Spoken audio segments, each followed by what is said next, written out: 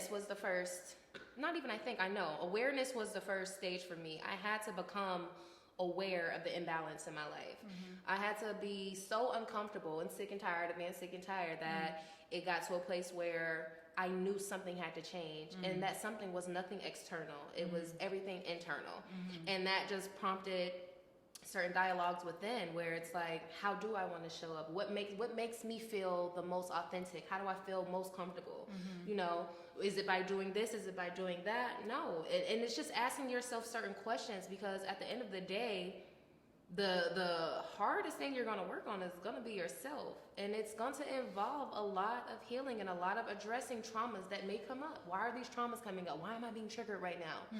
Why do I feel like I have to have a fight or flight response? Why do I feel like I'm in survival mode all the time? I shouldn't feel like this. This doesn't feel right. This is not what life is about. So it's just about that awareness, and then after the awareness stage, and awareness allows you to heal, because that's healing. Now that I'm aware that I need to do this, or this is what's bothering me, now let me address the root. Let me figure out how I got here. And then once you figure out how you got there, then you heal it. And then once you begin healing, you naturally start to become your most authentic and pure self. So it wasn't anything that I had to do. Like, I didn't have to go take a course or read a book. I mean, even I read all the time, but it was more so an inner thing.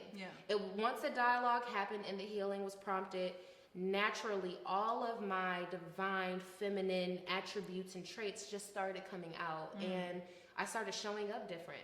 Maybe I wasn't as triggered. Maybe I didn't feel the need to be so responsive or to argue with anybody. I just was like, okay. And I started seeing it in how my responses to people, or even small things like being in traffic and somebody cuts you off before I might want to cuss him down. Like, I remember a time I chased the car down.